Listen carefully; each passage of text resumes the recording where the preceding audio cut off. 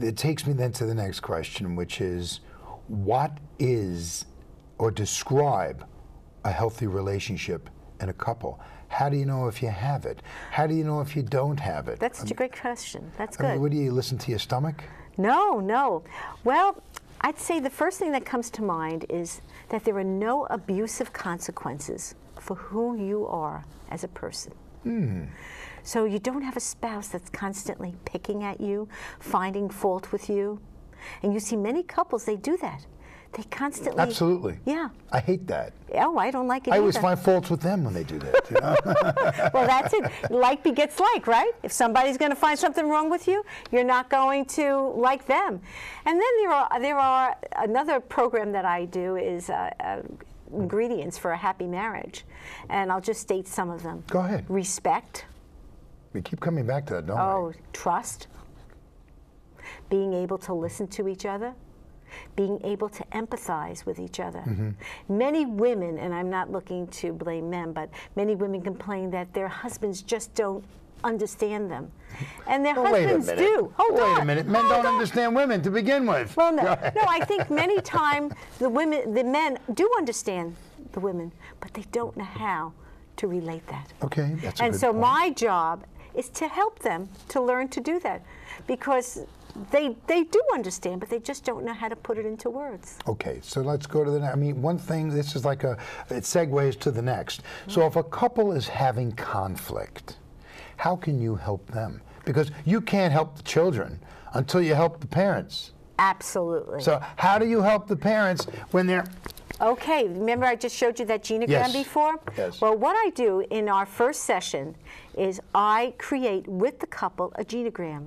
Really? And yes, and I show them the patterns that they are using with each other have been used in the past.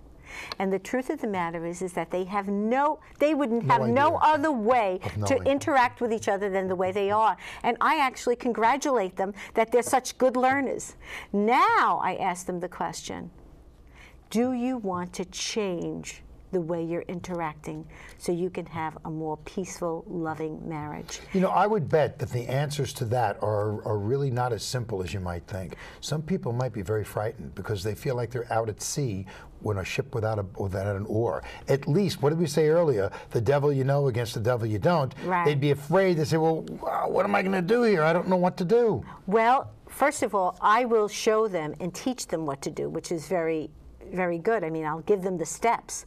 But very interesting, many times people say yes, but then they come back and they don't do anything.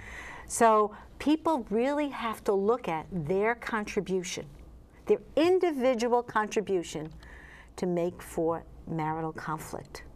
They have to really look inside themselves. And many times what I do with couples is I'll see them together, and then if I feel that the problems are really maybe more one person's problem than the other, I'll see them alone. And they'll work on them, and then I'll put them together to deal with the conflict and with the issues. Do you ever find yourself in a circumstance where you have one party, you know, one spouse, is just absolutely adamant and refuses to see the light or refuses to see the other person's feelings and their side of the story? And as far as they're concerned, that's it. I'm not making any changes. What do you do in this? Do you tell the other person then to grin and bear it, get a divorce, or go buy a bullet? I mean, what do you do? No. First of all, I never tell people what to do in terms of making decisions like that. That's their own personal decision. Okay. But what I will do is I work as a family psychologist, and that's the beauty of family psychology, is you work with the health in the system. And that means you'll work with anybody willing to do the work. So if it's just one person that's willing to do the work and the other one doesn't, I'll say you stay and you work on yourself, you develop yourself, and that will strengthen you to affect change. And if the other one wants to change, they'll join you. And if not, well, then you'll make your decisions in life. And what's really wonderful as a family psychologist, when I'm working with, say, children, they come in with the entire family, and sometimes they'll bring their dog. Well, I can People sometimes talk through their dog. I can believe that. Yeah. I believe that. What about people who internalize issues and behaviors? Well, we all internalize. Right. And the bottom line Go is, through a definition of it first, so my viewer appreciates where you're going. Okay. What does it mean to internalize? Okay. First of all, there's a level of anxiety in all of us and in all our environments. And what happens is that we'll talk about children right now. What they do, they're growing up in a home and they're internalizing the anxiety in the family. Keeping it within themselves? And well, I'll tell you, I have a model, I call it acting out and acting in. Some children act out, and these are the kids who are very aggressive, the bullies of life. You've heard so much about bullies. Yeah. There are bullies throughout the life cycle. It's not only kids on the schoolyard, right? Of course They're much later on in life. And then there are those children who take it in, the anxiety level, and they keep it to themselves, and they stay quiet. And these children are the ones who really suffer a great deal from depression. And if let go, they can really, you know. How do they externalize it? How do they externalize it? By acting out. But how do you fix it is maybe the question. I'm sorry, that's really what I meant. Yeah. How do you fix it? By talking about your feelings. Set the forum where you can talk about your sadnesses, your disappointments. Why is this family so nutty sometimes? Why do mom and dad fight like the way they do? Why are you always bossing Marie around? Why? Talk about it. And that's really what therapy is all about, enabling people to put to words what they feel. And this way they can discharge it, get it out, and then make different choices. I'm going to shock you. Yes. We have 2 minutes left. Oh my goodness. Am I right? Did I tell you beginning the time is going to go by like that? Yep. Am I right? You're doing a great job. Oh, you're doing a good job. I'm nothing more than the gatekeeper and the clock keeper. Listen, my viewer is watching and saying, oh, that sounds like pretty cool stuff. That's interesting. How can my viewer learn how to find a psychologist that's right for he or she? Well, first of all, I mean, obviously you're in Mahasset, but let's say the person watching is not, whatever. Yes. What can people do? Well, you can do one of many things. One, you can go to your family physician that you respect and get a referral. If you have a friend who has been to a therapist and they feel that the therapist is a good one, a good psychologist, do that. Also, you can contact local professional organizations. Here on Long Island, we have the Nassau County Psychological Association.